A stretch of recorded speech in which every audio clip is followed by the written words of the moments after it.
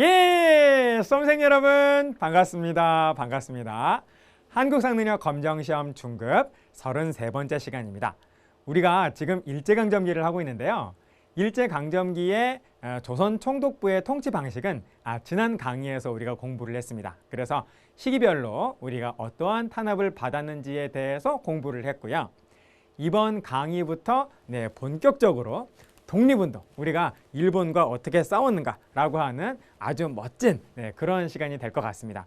그러므로 이러한 부분이 우리 한능검에서도 정말 잘 출제가 되고 있다라는 거예요.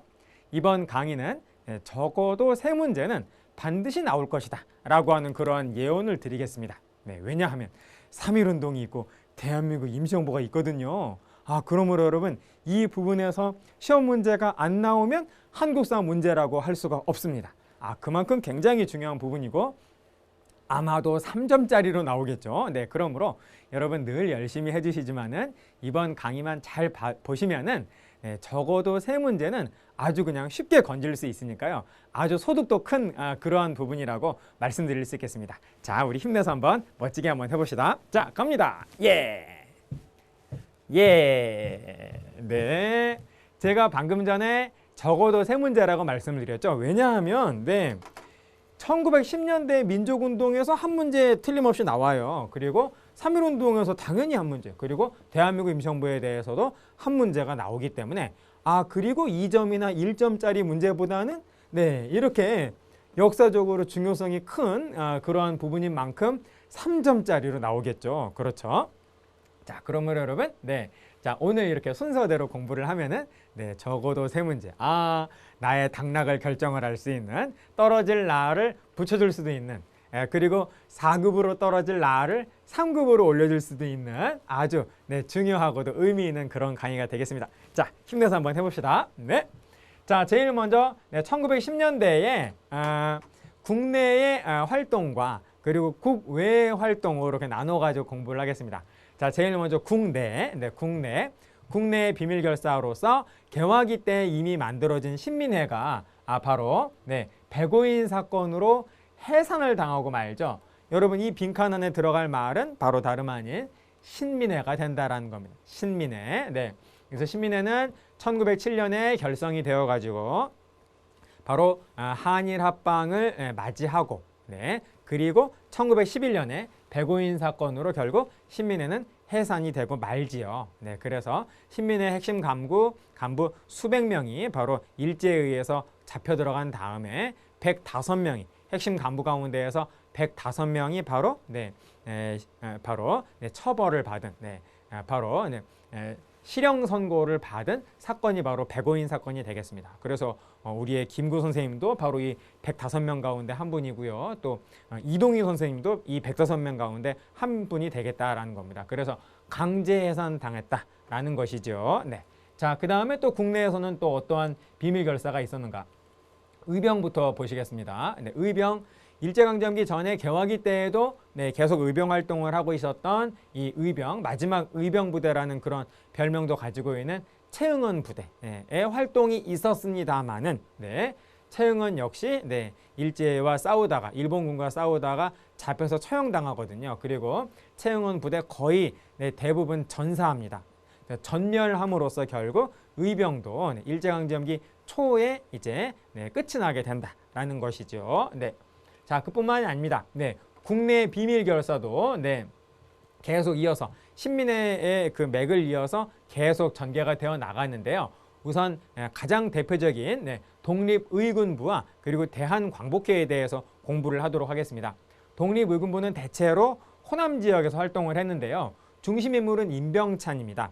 임병찬은 최익현의 제자로서 개화기 때 을사의병에 참여를 해서 스승인 최익현과 함께 대마도 쓰시마 섬으로 끌려가서 최익현 선생님은 그 쓰시마 섬에서 순국하시고 임병찬은 살아 돌아와서 일제강점기의 독립의군부를 만들었죠.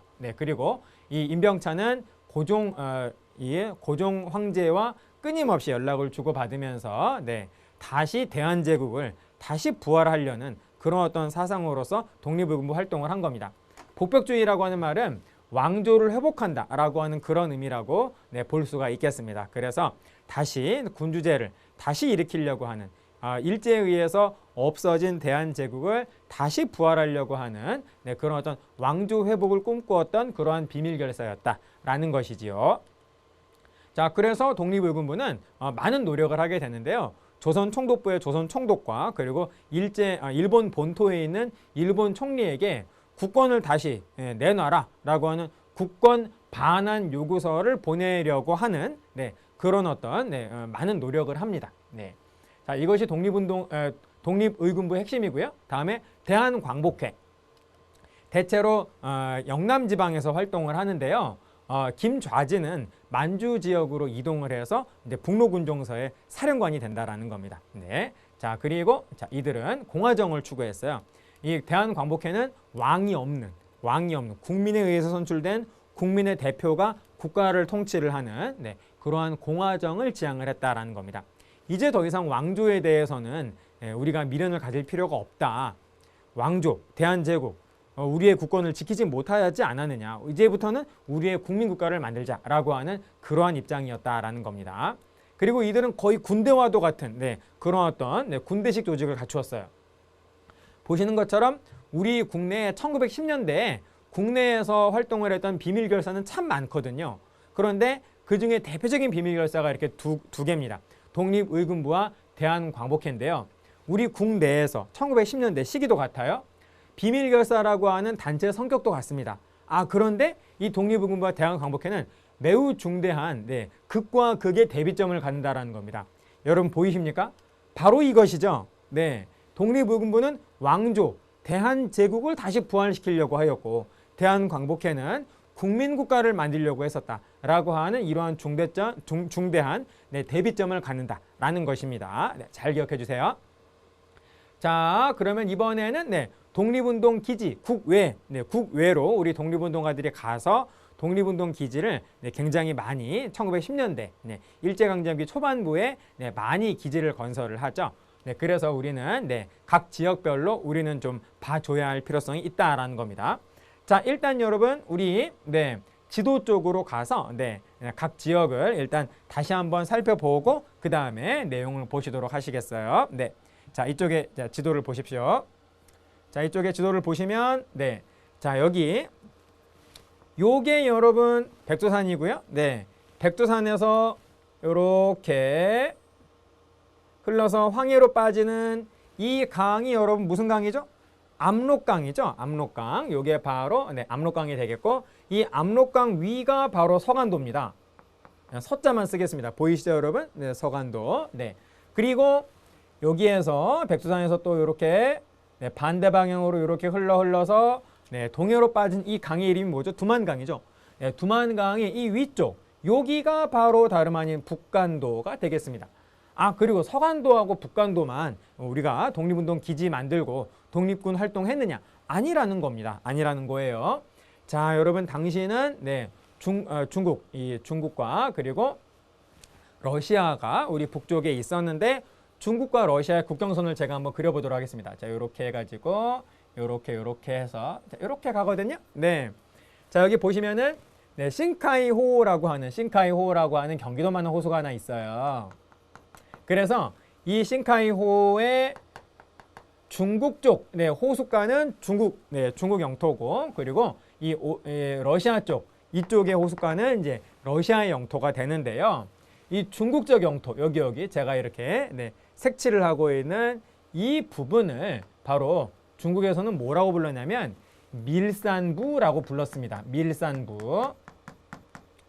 이 중국의 영토인 이 밀산부에 역시 또 우리 한국인 마을이 있었어요. 그래서 그 마을을 뭐라고 했냐면요. 한국이 흥하는 동네라고 해서 밀산부에 있었던 한국인 마을을 바로 한흥동이라고 불렀다라는 겁니다. 그래서 밀산부 한흥동은 여러분 어디다? 여기다. 제가 지금 가리키는 이곳이 되겠고요. 자, 그리고 여러분 이 서간도와 북간도가 있는 이 모든 이 위쪽은 다 만주고요. 이 오른쪽은 러시아 땅인 이 오른쪽은 부른 이름이 다르죠. 여러분 여기를 뭐라고 하나요? 이 땅을 바로 바다와 연결된 땅이다라고 해서 여기를 바로 연해주, 여기를 바로 연해주라고 부릅니다. 그러니까 연해주의 왼쪽 여기는 제가 지금 손으로 이렇게 하고 있는 부분은 만주고 이 부분은 연해주가 된다라는 거예요. 자, 그리고 연해주의 가장 대표적인 도시 여기가 바로 블라디보스토크라는 겁니다. 자, 여러분 이해되시죠? 네. 자, 그리고 상하이 여기가 바로 상하이가 되겠죠. 네. 자, 여러분 잘 기억을 하시면서 이제 서간도부터 하나씩 슬라이드를 보시면서 설명을 들으시겠습니다. 자, 여러분 서간도 보세요. 네. 자, 서간도 일단 서간도의 삼원보에 바로 우리 독립운동가들이 정착을 해가지고 바로 여기에 신민회가 주도를 해서요. 여기에 정착을 하게 되는데요. 여기에 우리 독립군 기지도 만들어지게 되고 그리고 무관학교도 만듭니다. 자, 어떤 것들이 있나 한번 보시겠어요? 자, 일단 경학사라고 하는 단체가 만들어집니다. 이거 한국인 단체예요. 한국인 단체. 당시 이 서간도 지역에 도와주는 사람 아무도 없고 우리가 농사 지으면서 살아야 되니까 일단 농사 짓는 게 정말로 중요하겠죠. 농사도 지으면서 일도 열심히 하면서 공부도 열심히 하자. 그러니까 농경과 그리고 학업을 모두 다 열심히 하자라고 하는 그런 의미에서 농사 짓고 공부도 열심히 하는 단체로서 경학사라고 하는 우리 한국인 단체가 만들어졌다라는 거예요. 그래서 이 경학사가 바로 서간도의 대표적인 한국인 단체입니다. 자, 그리고 신흥강습소라고 하는 학교가 하나 만들어지거든요. 그런데 사실 이름이 강습소지 이것은 무관학교입니다. 무관학교. 신흥무관학교로 나중에 이름이 바뀌게 되는데요. 이때 학교가 이제 막 생겼는데 무관학교라고 하는 간판을 달면 당연히 일본이 공격을 해오겠죠. 그래서 일단은 그것을 피하기 위해서 힘을 기르는 동안에는 바로 일제의 공격을 피하기 위해서 일단은 신흥강습소라고 하는 이러한 어떤 명칭으로서 무관학교를 세운 겁니다. 그리고 3.1운동 이후에는 아예 신흥무관학교라고 하는 명칭을 가지게 된다라는 것이죠. 자, 이러한 이름들 나오면 여러분 어디를 기억하신다고요? 서간도를 기억을 해 주십시오. 이러한 어떤 이름들이 각 지역마다 각 지역에 어디에 속하는지를 여러분들이 잘 정리를 해 주시면 이 부분에서 시험 문제 나오면 어렵지 않게 답을 고르실 수가 있습니다. 자, 그 다음 봐주세요. 북간도죠. 원래 오리지널 간도가 북간도죠.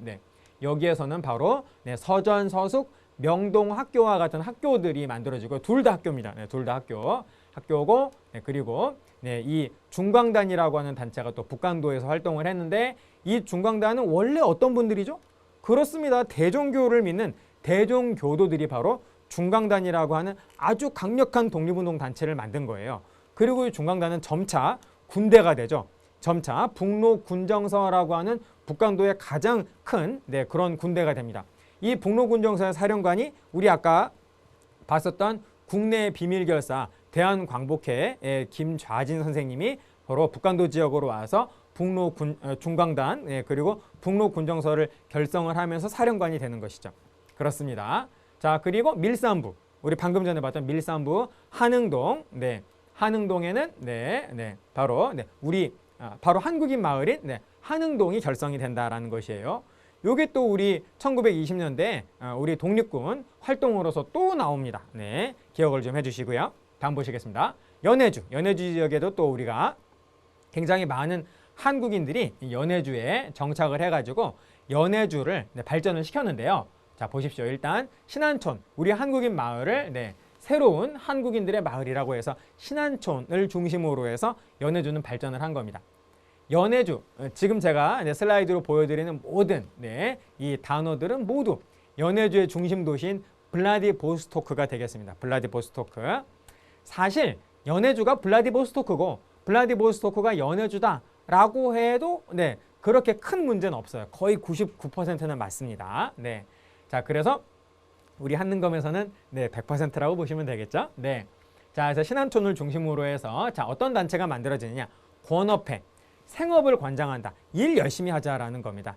역시 이 연해주에서도 사는 게 생업이 정말로 힘든 일이었기 때문에 일단 일 열심히 하자, 생업을 한다라고 하는 그런 의미를 가지면서 권업회라고 하는 단체가 바로 한국인 중심 단체로서 활동을 했던 것이죠.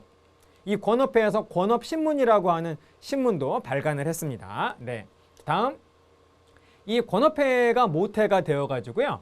네, 대한광복군 정부라고 하는 네, 최초의 우리의 네, 망명 정부가 연해주에서 만들어지게 됩니다. 이게 1914년에 일이 되겠는데요. 이때 네, 일본의 사주를 받은 러시아 정부에 의해서 권업회와 대한광복군 정부가 모두 강제로 해산당하는 네, 그런 어떤 비운을 맞이하기도 하죠. 네, 그래서 잠시 우리 연해주 지역의 이런 어떤 독립운동은 잠시 주춤했다가 얼마 후에 바로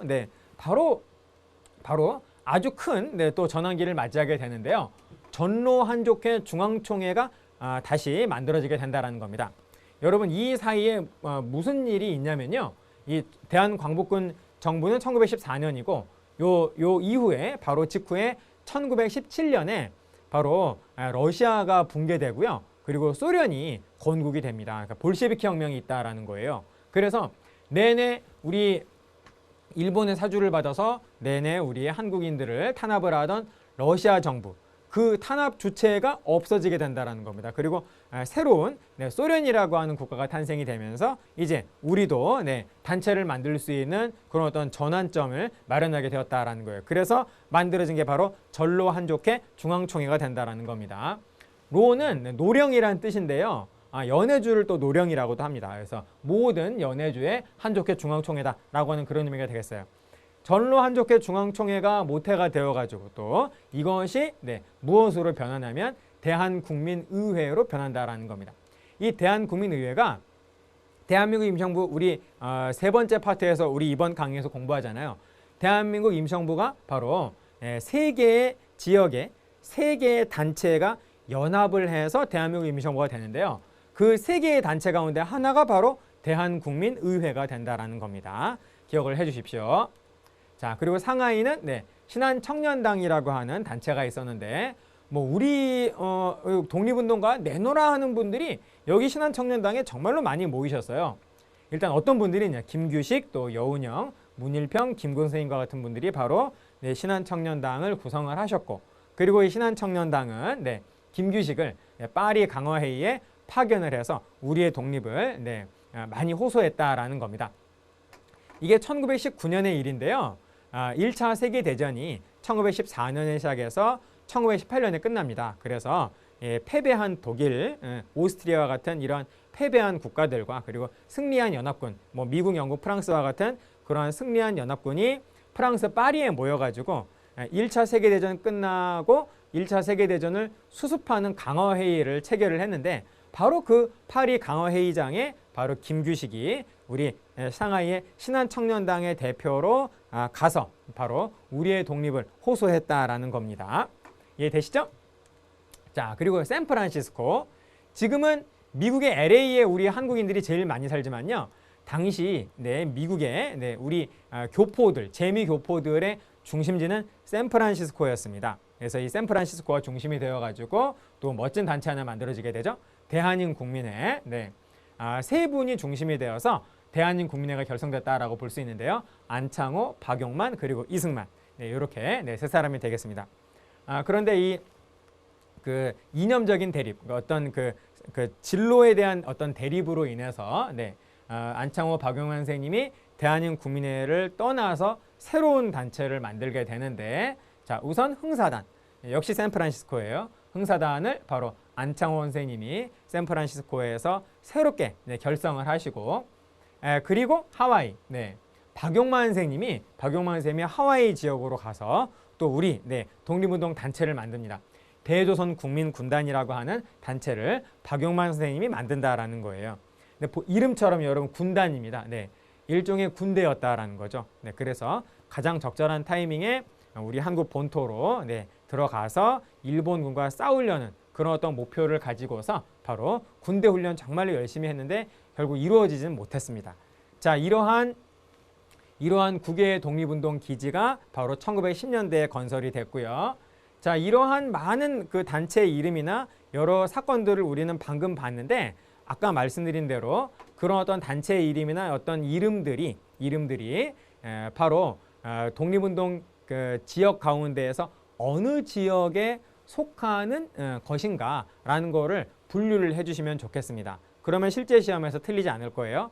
거기가 서간도냐, 아니면 거기가 북간도냐, 아니면 거기가 연해주냐, 아니면 아니면 상하이냐, 아니면은 미주 지역이냐, 이렇게 5지역으로 나눠서 여러분들이 잘 정리해 주시기를 바라겠습니다. 제가 지금 슬라이드로 보여드리는 내용이 주로 시험 문제에 나오기 때문에 이 슬라이드의 내용을 중심으로 해서 여러분 책을 봐주시면 될 것 같아요. 자, 그 다음 보시겠습니다. 자, 이제 3.1운동이죠. 네, 3.1운동. 시험 문제 3.1운동이 안 나오면 한능검이 아닙니다, 여러분. 네. 그리고 3.1운동 문제 나왔는데 1점짜리로 나오겠어요? 네, 아니겠죠. 네. 3.1운동 굉장히 우리 한국 사회에서 중요하기 때문에 매우 높은 비중으로 3.1운동 문제가 나올 겁니다. 3.1운동은 3개의 파트로 정리해 주시면 좋은데요. 우선 배경, 3.1운동이 나오기까지의 배경, 그리고 두 번째 전개 과정. 3.1운동이 시작이 되어가지고 어떠한 전개 과정을 가지는가. 그리고 세 번째는 3.1운동의 결과입니다. 3.1운동 이후에 어떠한 3.1운동은 누구에게 어떠한 영향을 주었는가라고 하는 것이 바로 결과가 되겠죠. 이렇게 세 종류를 정리해 주시면 좋겠습니다. 배경, 전개 과정, 결과. 이렇게요. 자, 우선 먼저 배경을 보시겠습니다. 3.1운동의 배경. 자, 민족 자결주의라고 하는 사상이 바로 나오게 되는데요. 바로 이거는 누구냐면 미국의 대통령인 미국의 윌슨 대통령이 바로 민족 자결주의라고 하는 새로운 사상을 제창을 하거든요. 자는 스스로 이런 뜻입니다. 스스로. 자는 스스로. 그리고 결은 결정한다. 모든 민족은 자기 민족의 문제는 자기 민족이 스스로 결정을 해야 한다. 라고 하는 사상이 바로 민족 자결주의가 되겠습니다. 그러므로 그 어떤 민족이나 다른 민족이나 그 어떤 다른 국가의 탄압을 받지 않고 지배를 받지 않고 자기 민족이 국가를 만들어서 바로 자기 민족의 문제를 해결해 나가야 한다라고 하는 게 바로 민족 자결주의거든요. 그러므로 우리가 일제 식민 지배를 받고 있었던 우리 국민들은 우리 한민족은 바로 윌슨의 민족 자결주의에 매우 크게 감동을 하면서 우리가 만약에 민족 자결주의의 내용대로 이 기본 이념대로 우리가 독립운동을 해서 일본을 몰아내고 우리의 국가를 만들려고 하는 그런 어떤 움직임을 그런 운동을 하게 된다면 아마도 그 전 세계 사회에서 아마 호응과 지지를 얻지 않을까라고 하는 그런 어떤 예측을 했던 것이죠. 그러므로 민족 자결주의가 3.1운동의 아주 중대한 배경 가운데 하나가 된다라고 볼 수 있겠습니다. 자, 그리고 3.1운동 전에 국외에서 우리 한반도 바깥에서 독립선언이 막 나온 거예요. 그러므로 여러분 3.1운동 당시에 이러한 상황에서 당시 국내에 있었던 우리 독립운동가들은 우리는 지금 뭐 하는 거냐? 우리는 한반도에 살고 있는데 한반도에 우리는 지금 뭐 하고 있는 거냐? 라고 하는 그런 어떤 각성에서 지금이야말로 우리가 바로 독립을 외쳐야 할 때 아니겠느냐? 국외에서는 계속 이런데 우린 지금 뭐 하는 거냐? 라고 하는 그런 어떤 각성에서 바로 3.1운동이 나왔다라고 볼 수 있겠습니다. 크게 3개인데요. 대동단결선언, 대한독립선언, 그리고 가장 결정적인 직접적인 그 3주 전의 계기가 되는 28 독립선언, 이렇게 3개가 되겠습니다. 우선 대동단결선언은 상하이고요. 상하이. 아까 1910년대에 상하이에서 신한청년당이라고 하는 단체 만들어졌다 그랬죠. 바로 그분들, 바로 그 신한청년당을 구성을 하셨던 상하이에 거주하시는 상하이를 중심으로 해서 독립운동을 전개하시던 대부분의 우리 독립운동가들이 다 모여서 대동단결선언이라고 하는 이러한 선언문을 발표를 합니다. 이것은 1917년인데요. 대한민국 임시정부가 1919년에 나오지 않습니까? 임시정부를 우리가 만들어야 된다. 임시정부 구성을 위해서 우리 모여서 민족대회를 열자라고 하는 그런 어떤 선언문이 바로 대동단결선언이 되겠습니다. 그리고 대한독립선언은 이건 만주의 길림에서, 요거는 만주의 길림에서 만주의 모든 독립운동가, 만주에서 활동하는 모든 독립운동가 39분, 네, 39분이 네, 모두 네, 이 대한독립선언에 참여를 하십니다. 그래서 모두 네, 서명을 해요. 네. 그래서 이 대한독립선언의 별명이 길림에서 선언해서 길림독립선언이라고도 하고요. 대동단결선언은 1917년, 대한독립선언, 28독립선언은 모두 1919년인데요. 대한독립선언은 1919년 초입니다. 그래서 음력으로는 1918년인 무오년이었거든요. 네, 그래서 음력으로는 무오년이어서 1919년 3.1운동 당시에는 기미년이잖아요. 그래서 3.1운동 때 독립선언서가 기미 독립선언서 아닙니까? 예, 그런데 음력으로 1918년은 무오년이에요. 네, 그래서 대한독립선언을 무오독립선언이라고도 표현을 한다라는 겁니다. 그리고 28독립선언은 도쿄에서 3.1운동이 일어나기 약 3주 전이에요. 1919년 2월 8일에 바로 도쿄에서 우리 도쿄에서 유학을 하고 있던 우리 유학생들이 바로 도쿄 한복판에서 적의 그 중심지 한복판에서 도쿄에서 독립선언을 했다라는 겁니다. 그러니까 당연히 여러분 영향을 주겠죠. 우리 3.1운동에. 자, 이러한 세 개의 선언문이 3.1운동이 나오게 되는 하나의 배경이 된다라는 것입니다. 그리고 3.1운동은 고종의 죽음으로 3.1운동이 또 일어나게 되는 것이죠. 그래서 우리의 비운의 황제인 고종 황제가 이때 서거하셨는데 돌아가셨는데 이때 고종이 자연사한 것이 아니라 독사를 당한 것이다. 이완용에 의해서 독사를 당한 것이다 라고 하는 아주 강한 그런 어떤 의혹이 증폭이 되면서 바로 3.1운동이 일어난 것입니다. 다음 전교과정 보실까요? 여러분 우리 다 아시다시피 우리의 3.1운동은 서울의 탑골공원에서 시작을 하죠. 거기에서 우리 민족 대표들이 바로 탑골공원 근처에 태화관이라고 하는 식당에 모여가지고 거기에서 바로 기미독립선언서를 발표를 한 다음에 그 다음에 탑골공원에 한 5,000명 정도의 우리 학생들이 바로 이제 독립선언서를 낭독을 하고 그리고 시가행진을 시작을 한 것이 바로 3.1운동이 시작이 되는 것이죠. 그리고 이 3.1운동은 국내에서 3월부터 5월까지 약 3개월 동안 아주 지속적으로 전개가 되었습니다. 그래서 국내에 한 200만 명 정도가 이 3.1운동에 참여했다라고 하죠. 그러니까 굉장히 대규모의 전국적인 범국민적인 운동이었다라고 볼 수 있겠습니다. 그래서 이것이 이제 대구와 부산이나 평양과 같은 이런 대도시로 번져 나가고 이 대도시를 중심으로 해서 또 대도시 주변의 중소도시 그리고 그 중소도시를 중심으로 해서 농촌 지역으로까지 확산이 되었다라는 겁니다. 그래서 서울에서 시작된 3.1운동은 3개월 동안의 농촌 전국 방방곡곡으로 들어가게 되는데요. 이 농촌 지역으로까지 확산되게 되면 처음에 서울에서 3.1운동 시작할 때에는 평화적인 방법으로 시작을 했어요. 평화운동이었는데 일본이 그냥 사람들을 막 죽이는 거예요. 그래서 우리가 내내 이러한 평화적인 방법으로 운동을 할 수는 없었겠죠. 그래서 농촌으로 가는 농촌 확산 단계가 되면 바로 이 농민들이 바로 이 일본 군경과 전투를 벌이는 일본 군경과 싸우는 아주 치열하게 싸우는 무력 투쟁으로 발전을 하게 된다는 겁니다. 그렇게 정리해 주시고요. 자, 이것이 국외로 확산됩니다. 그래서 3.1운동은 이렇게 생각하시면 돼요.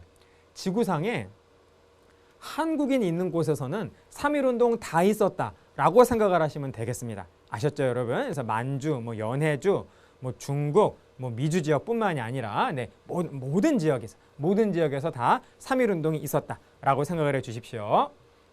이렇게 봐주시면 되겠고요. 하지만 일제의 탄압, 여러분 탄압 없으면 일제가 아니죠.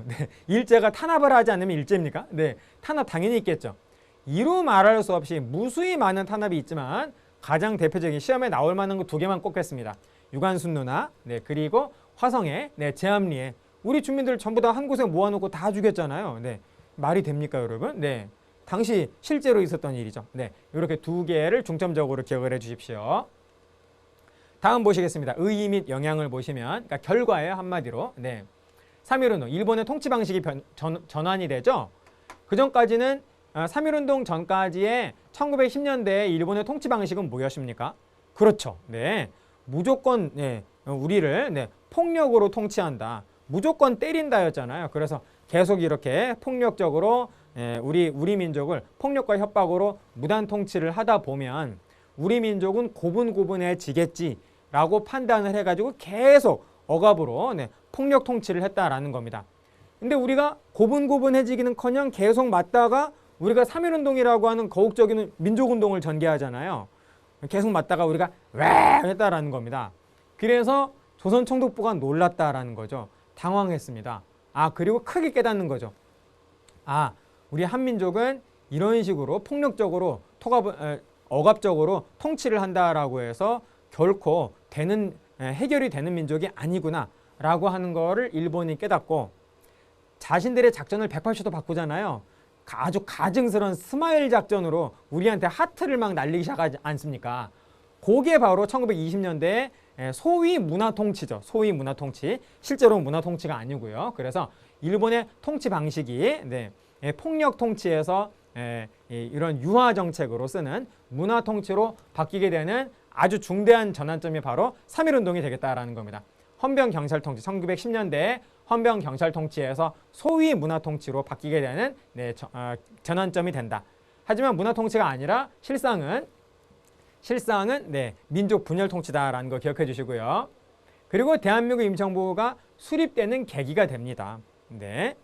여러분 3.1운동은 200만 명이 참여한 거국적인 범국민운동이었음에도 불구하고 결국 성공을 거두진 못했죠. 만약에 성공을 했다라고 한다면은 일제강점기는 1919년으로 끝났을 겁니다. 하지만 일본의 잔인한 어떤 탄압으로 3.1운동은 결국 진압을 당하고요. 일제강점기는 그 이후에도 아주 오랫동안 이어지게 되는 것이죠.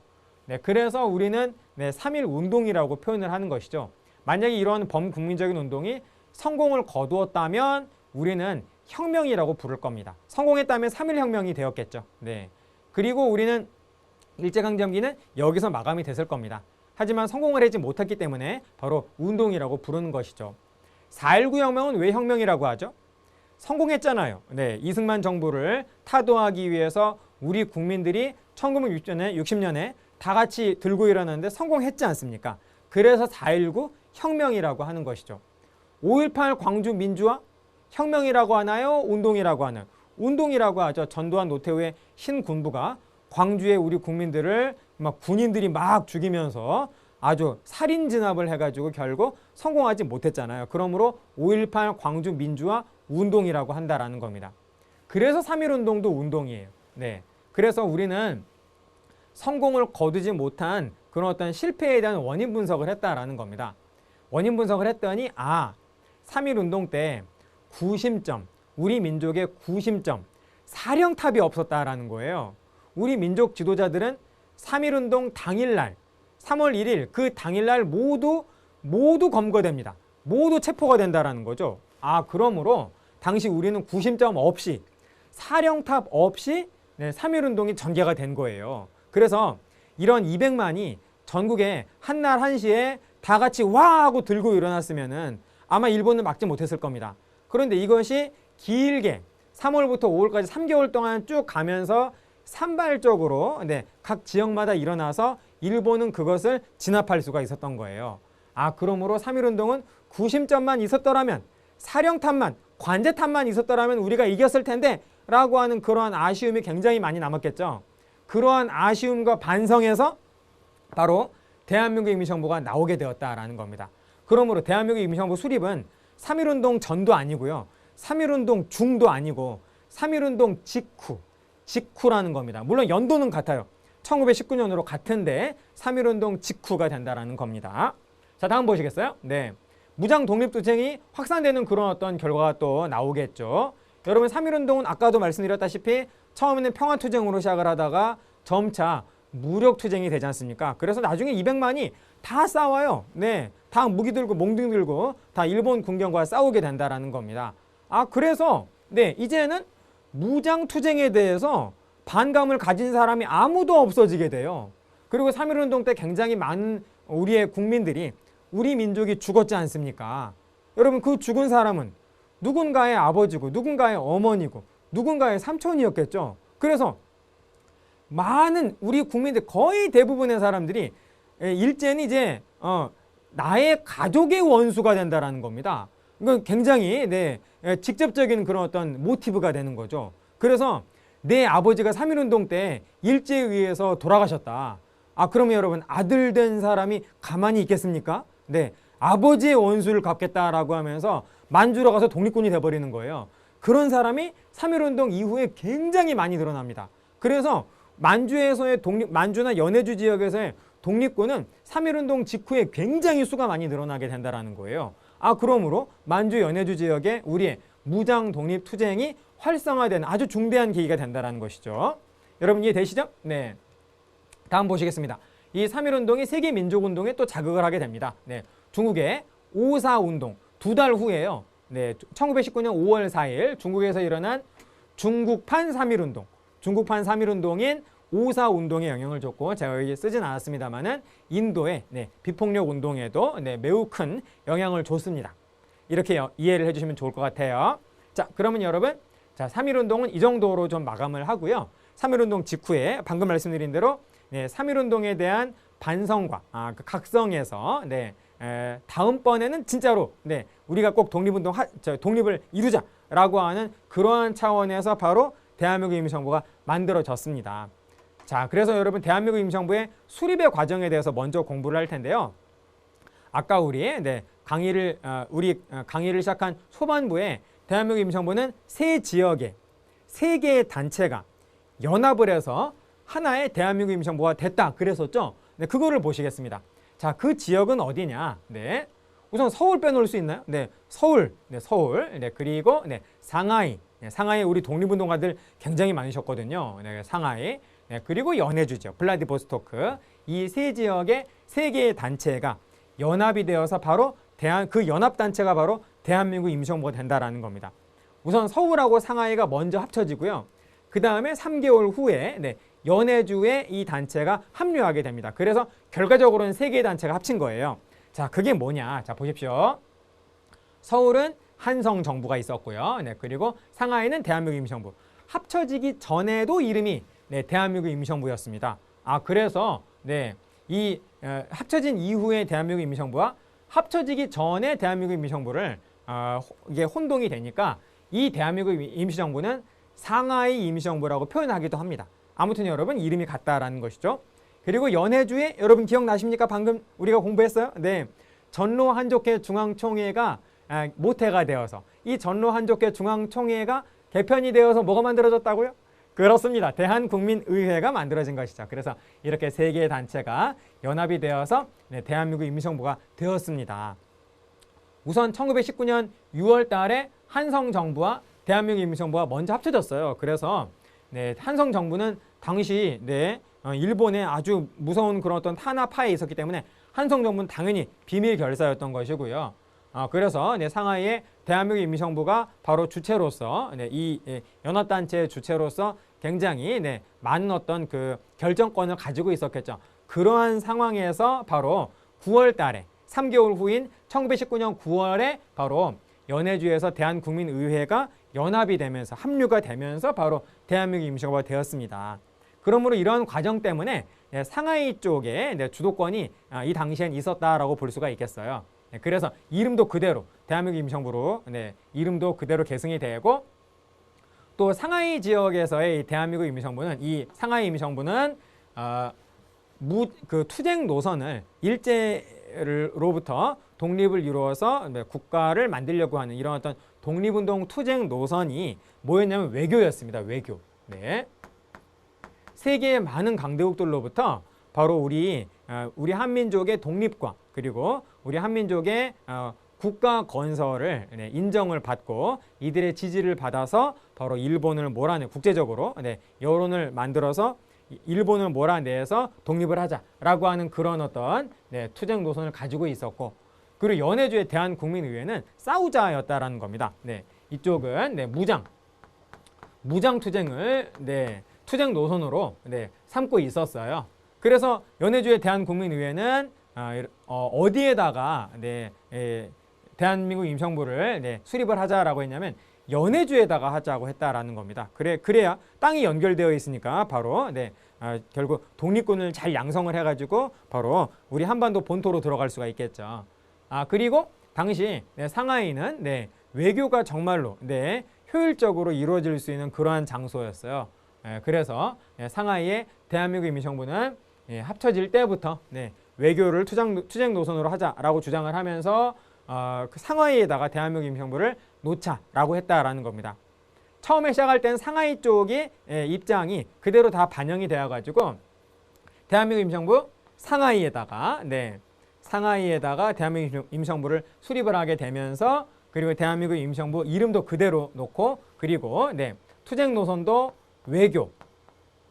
외교를 투쟁 노선으로 삼았다라는 겁니다. 그러므로 이름 그리고 장소 투쟁 노선 모두 상하이 임시정부의 의견대로 되었다라는 것입니다. 자, 이해되시죠? 그렇게 해서 대한민국 임시정부가 탄생이 되었고 그 다음엔 활동을 보셔야겠죠. 활동 비밀 연락망. 자, 여러분 이 부분에서 또 지도를 또 보셔야겠는데요. 일단 여러분 이름부터 교통국하고 그리고 연통제 요거 두 개 이름을 기억을 하시면서 지도로 가겠습니다. 자, 여러분 지도로 갈까요? 자, 여러분 자 보시는 대로 여기가 상하이죠. 자, 그리고 여기는 중국 땅입니다. 그렇죠? 우리가 일본을 몰아내고 되찾으려는 땅은 어디죠? 우리 한반도죠. 그러므로 여러분 대한민국 임시정부가 상하이에 있어서 굉장히 멀리 떨어져 있어서 대한민국 임시정부의 지령이 대한민국 임시정부의 어떤 결정이 바로 당연히 우리 한반도의 본토와 연결이 되어야겠죠. 그러므로 상하이의 대한민국 임시정부의 지령이 제일 먼저 우리 한반도에 접선이 되는 여기 하나 딱 그려보도록 하겠습니다. 접선이 되는 접선 장소 최초로 우리 한반도에서 대한민국 임시정부와 연락이 취해진 접선 장소를 뭐라고 하냐면 교통국, 그 기구를 교통국이라고 한다라는 겁니다. 이 교통국을 중심으로 해서 전국 방방곡곡으로 이렇게 거미줄처럼 이렇게 쫙 뻗어나가는 연락망이 있겠죠. 비상 연락망이 있겠죠. 이것을 바로 뭐라고 하냐면 연통제라고 한다라는 겁니다. 여러분 이해되시죠? 교통국은 점이고요. 연통제는 그물과 같은 거미줄과 같은 이런 어떤 네트워크 망을 연통제라고 한다라는 거예요. 자, 그래서 지령은 교통국을 통해서 연통제로 이어지고 그리고 군자금, 미주 지역에서도 군자금 들어오고 그리고 중국 지역에서도 정말 많은 지역에서 군자금이 들어오는데 당연히 한반도에서 들어오는 이 대한민국 임시정부의 지원금, 운영비도 굉장히 컸겠죠. 이 군자금은 반대 방향으로 들어오겠죠. 일단 이 거미줄과 같은 연통제를 통해서 군자금이 쫙 모여요. 그 다음에 이 교통국에서 누군가가 그 군자금을 들고 목숨을 걸고 상하이로 이렇게 이동을 하겠죠. 그래서 지령은 상하이에서 교통국, 우리 한반도의 교통국 연통제로 그리고 군자금은 연통제에서 교통국을 통해 상하이로 들어가는 이러한 루트였다라는 겁니다. 여러분 이해되시죠? 자, 그러면 우리 다시 슬라이드로 가시겠어요? 자, 그래서 비밀 연락망으로서 교통국 연통제가 있고 그리고 군자금 조달 했다라는 겁니다. 자, 그런데 미주 지역이나 중국에서는 애국공채 또는 독립공채라고도 합니다. 이러한 채권도 대한민국 임시정부가 많은 우리 교포한테 발행을 했다라는 겁니다. 나라가 지금 없는 상태에서 돈이 필요하니까 일단 채권을 발행을 했어요. 그래서 채권을 발행하면서 채권을 받은 우리 교포한테 돈을 받습니다. 그리고 나서 그 돈으로 열심히 독립운동한 다음에 바로 일본을 몰아내고 독립국가를 만들면 그때 이제 채권 가지고 있는 바로 그분을 찾아서 채권 들고 오시면 바로 돈을 드린다라고 하는 그런 어떤 개념으로 당시 미주 지역과 중국 여러 지역의 우리 교포들로부터 공채를 발행을 했다라는 겁니다. 이해되시죠? 자, 그다음 이륙양행, 백산상해와 같은 이러한 곳이 군자금을 조달하는 아주 중간 거점으로서 굉장히 많은 활약을 했다라는 거예요. 또 김규식을 파리 강화회의 전권대사로 임명을 합니다.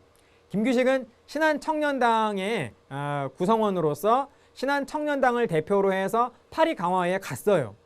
가 있는 동안에 신한청년당이 상하이 임시정부로 바뀌고요. 상하이 임시정부가 한성정부하고 그리고 대한국민의회하고 합쳐지면서 대한민국 임시정부가 되거든요. 그래서 김규식이 파리에서 활동을 한 거는 신한청년당의 활동이기도 하고 업적이기도 하고 상하이 임시정부의 업적이기도 하고 대한민국 임시정부의 업적이기도 하다라는 겁니다. 그래서 이때 파리에 가 있던 김규식이 바로 전권대사라고 하는 그런 어떤 임명을 받게 된다라는 것입니다.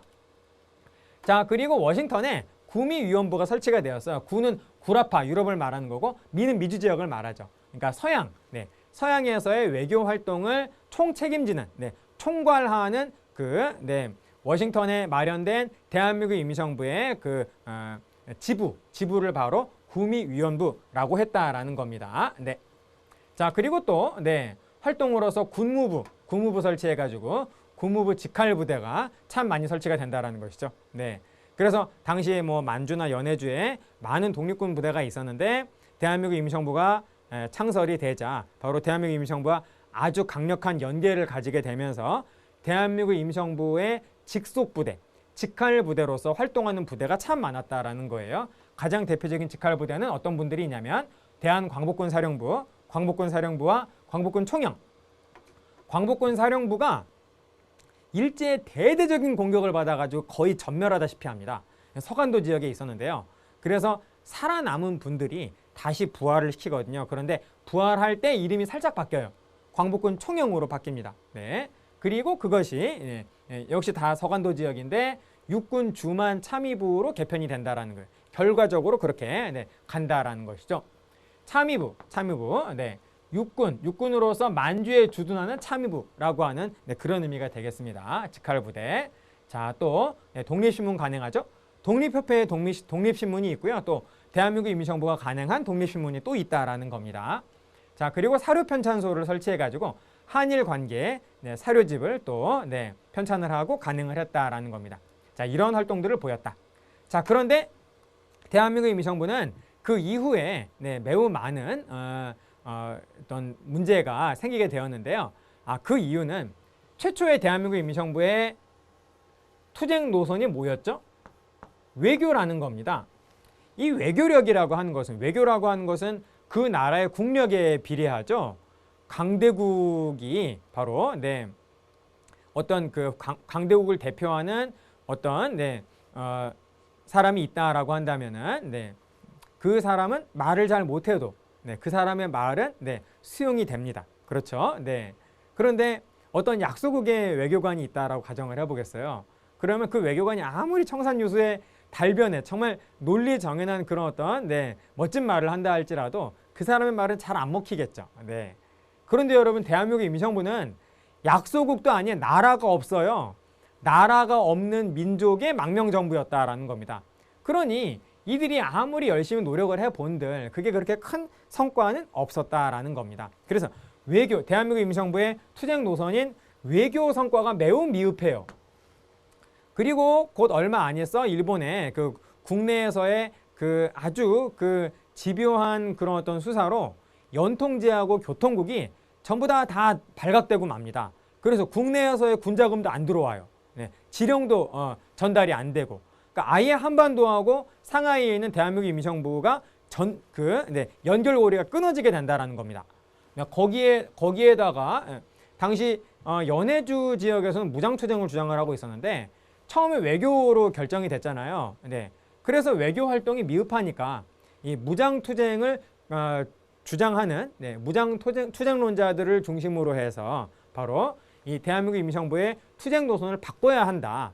그리고 지금 대한민국 임시정부는 총체적으로 매우 어려운 상황이니까 우리 다 한자리에 모여가지고 대한민국 임시정부의 앞으로의 미래를 위해서 뭔가 해결책을 내기 위해서 뭔가 회의를 해야겠다라고 하는 그런 회의의 주장을 하게 된다는 것이죠. 그래서 당시 대한민국 임시정부는 상하이에 있었고 많은 독립운동가들이 중국에도 있었고 뭐 북경에도 있었고 뭐 연해주에도 있었고 정말 많은 지역에 많은 분들이 있었는데 이들이 회의를 위해서 모두 다 상하이에 샥 모입니다. 그 모여서 한 회의가 바로 국민대표회의가 된다라는 거예요. 1923년의 일이 되겠습니다. 자, 그래서 국민대표회의를 하는데 이 회의가요 잠깐 하고 끝난 게 아니라 세상에 6개월 동안 마라톤 회의를 했어요. 마라톤 회의하면 여러분 결론이 어떻죠? 결과 안 좋습니다. 회의는 간단할수록 좋아요. 그래서 마라톤 회의, 길고 긴 이런 어떤 마라톤 회의를 하니까 이게 그 입장이 다른 어떤 다른 독립운동가들하고 계속 이렇게 논쟁을 하는 과정에서 점점 더 이런 논쟁이 과격해지면서 결과적으로는 상대편한테 좀 큰 상처를 주게 되는 그런 어떤 경우가 많았다라는 겁니다. 그래서 이때 6개월 동안의 마라톤 회의에서 파벌이 나눠지게 되는데요. 일단 대한민국 임시정부 더 이상 이제 기대할 것이 없다. 없애고 새로운 단체를 창조하자라고 하는 창조파하고 대한민국 임시정부 일단 대한민국 임시정부는 그대로 놔두면서 앞으로 보다 더 발전적인 방향으로 대한민국 임시정부를 계속 유지 보수해 나가자라고 생각한 개조파의 이런 두 개의 파벌이 생겼습니다. 창조파의 대표자는 신채호, 그리고 개조파의 대표자는 안창호가 되겠습니다. 자, 그리고 또 하나의 그 파벌이 있었는데요. 대한민국 임시정부는 지금 문제가 없다. 문제가 있는 것은 현재의 상황일 뿐이다. 라고 생각하는 분들이 있었다라는 겁니다. 그래서 이분들은 뭐라고 표현을 할 수 있냐면 임정옹호파라고 볼 수 있겠어요. 가장 대표적인 분은 김구 선생님이 있겠죠. 자, 그래서 대한민국 임시정부를 아예 없애고 새로 만들 것이냐, 아니면은 대한민국 임시정부를 계속 개편해 나갈 것이냐를 가지고서 논의를 한 게 국민대표회의라고 볼 수 있거든요. 그러므로 대한민국 임시정부 그 자체로서는 문제가 없다라고 생각한 이 옹호파는 국민대표회의에 참여하지 않았습니다. 그러한 과정에서 이게 6개월 동안 가니까 창조파와 개조파는 대한민국 임시정부에 아주 크게 실망해가지고 이 두 개의 세력은 모두 대한민국 임시정부를 떠나가게 된다라는 거죠. 그래서 옹호파, 김구 선생님을 중심으로 한 옹호파만 남아가지고 대한민국 임시정부가 세력이 아주 위축이 된 상태에서 아주 길고 긴 시련으로 가게 된다라는 겁니다. 그래서 국민대표회의는 바로 이와 같은 결과로 인해서 그 다음 국민대표회의 결과는 대한민국 임시정부의 시련이다라는 것이죠. 그래서 계속 시련이 계속됩니다. 그리고 이 임시정부가 또 이런 어떤 과정에서 개편이 되는데요. 이승만은 내내 미국에 있었어요. 그래서 미국에서 그 미주 지역의 군자금을 모아서 대한민국 임시정부로 보내주는 그런 어떤 임무를 맡고 있었는데요. 이승만이 그 보내주는 그 군자금을 차단합니다. 안 보내주게 돼요. 그래서 이승만은 결국 초대 대통령, 대한민국 임시정부의 초대 대통령이었던 이승만은 탄핵을 받고 박은식 선생님이 제2대 대통령으로 이렇게 추대가 되는데요. 박은식 선생님이 굉장히 연로하시고 고령에 굉장히 이 당시에 노안이 굉장히 심각했습니다. 그래서 결국 이해해 돌아가시게 되는데요. 1925년에 그래서 잠시 제2대 대통령으로 있었으나 헌법을 국무령제, 그러니까 수상제입니다. 바로 그 내각제, 오늘날의 내각 책임제에 해당하는 그런 국무령제로 헌법을 바꿔놓고 새롭게 국무령을 선출을 한 다음에 그다음에 박은식 선생님은 이제 대통령직에서 물러났다라는 거죠. 그래서 개편이 임시정부의 그 헌법의 개정은 5번이 있는데요. 개헌 과정을 보시면 1차는 대통령제여서 이때 초대 대통령으로 이승만이 대통령으로 뽑혔다가 이승만이 군자금을 보내주지 않고 또 그 이전부터 이승만은 참 많은 문제가 있어서 탄핵이 되었다라는 겁니다. 그리고 나서 이제 2차 개헌은 국무령제. 여러분, 내각제를 현재 정부 형태로 시행하는 나라 많잖아요. 영국도 내각제고 그리고 일본도 내각제입니다. 그 내각을 이끄는 사람을 우리는 수상이라고 그러죠. 수상이라고 하는데 우리는 2차 개헌이 내각제인데요. 이때 수상이라고 하지 않고요. 우리는 국무령이라고 했습니다. 그러니까 당시 대한민국 임시정부의 내각제 하에서의 수상이 바로 국무령이었던 거죠. 여러분 이해되시죠? 자, 그리고 3차 개헌 때 이때는 사람들이 점점 줄어들어가지고 국무령제 요 할 때부터 매우 인원이 감축이 된 상황이었습니다. 그래서 이제는 국무령이 의미가 없다. 얼마 안 남은 이런 어떤 대한민국 임시정부의 요원들이 모두 다 평등하게 국무위원으로서 대한민국 임시정부를 이끌어가자라고 하는 국무위원제로 바뀌고, 그리고 대한민국 임시정부가 그 이후에 상하이를 떠나서 이동을 하다가 1940년에 충칭에 정착을 하거든요. 그러면서 이때부터 이제 부활을 합니다. 대한민국 임시정부는 부흥을 해서 헌법을 바꿔서 주석제로 바꾸게 되거든요. 그래서 주석으로 김구 선생님이 바로 주석이 되시고, 한 번 더 바꿔요. 헌법을 1944년에 주석 부주석제로 제도를 헌법을 바꿔서 주석에는 김구 선생님, 그리고 부주석은 김규식 선생님이 부주석이 됩니다. 이렇게 대한민국 임시정부는 헌법을 5번 바꿨다. 개헌이 5번이다. 이렇게 기억을 하시고요. 우리 대한민국, 우리가 지금 살고 있는 대한민국은 헌법을 9번 바꿉니다. 대한민국 임시정부는 개헌 5번, 대한민국은 개헌 9번이다라는 거죠. 좋습니다. 자, 임시정부의 이동과 중흥 요거 보시면 임시정부는 국민 대표회의 이후에 계속 시련을 맞았거든요. 그 시련의 그 과정 속에서 우리 국민들한테 새로운 희망을 주기 위해서 대한민국 임시정부가 아직 건재하고, 우리 일제강점기 하에서 일본에게 정말로 많은 탄압을 받고 있는 우리 국민들한테 새로운 어떤 희망의 등불을 주기 위해서 의거단체, 김구 선생님이 바로 의거단체 하나를 만듭니다. 그래서 이 한인애국단이라고 하는 의거단체가 임시정부의 직속으로서 만들어지게 되는데요.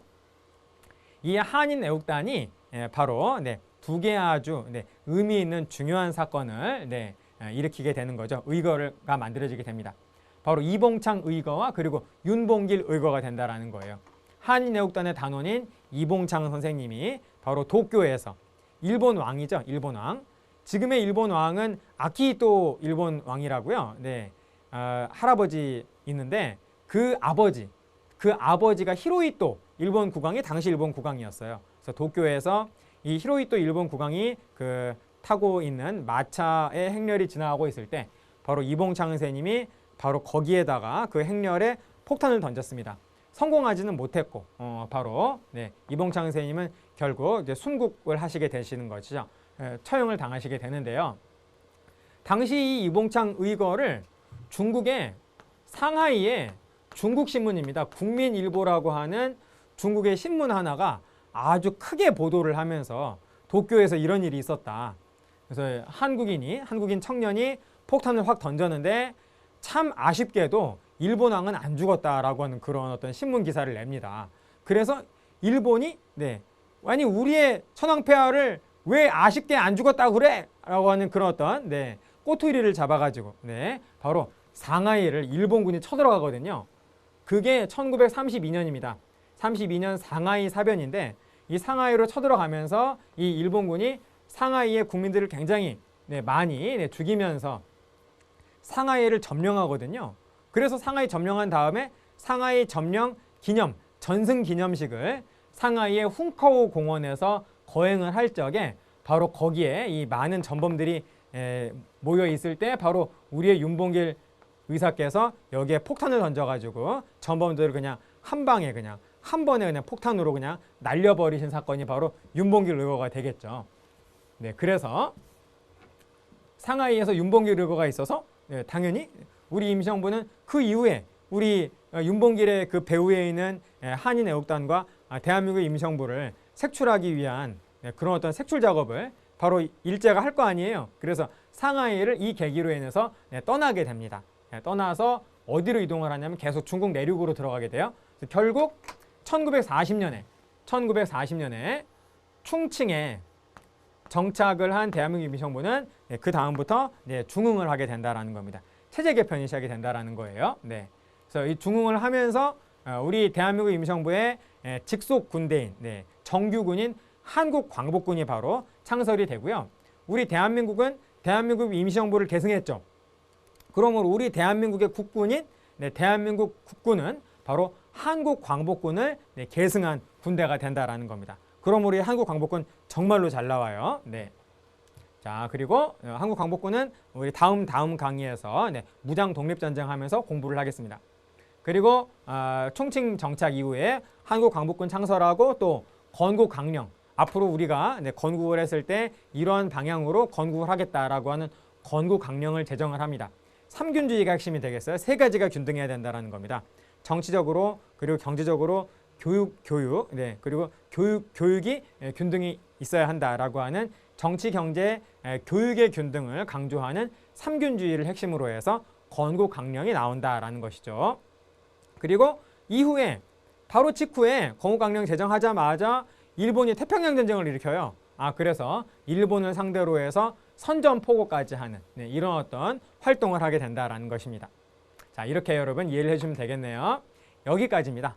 그래서 우리는 이번 강의를 통해서 세 개의 문제를 건졌죠. 1910년대 국내 국외의 독립운동, 그리고 3.1운동, 그리고 방금 전에 공부하신 대한민국 임시정부, 이렇게 적어도 세 개는 반드시 나오는 아주 득이 많은, 그리고 배점 비율도 높은 그런 어떤 내용을 우리는 이제 맞을 것 같습니다. 맞죠, 여러분? 네, 제가 설명드린 것을 바탕으로 해서 잘 정리해 주시길 바라겠습니다. 마치겠습니다. 끝!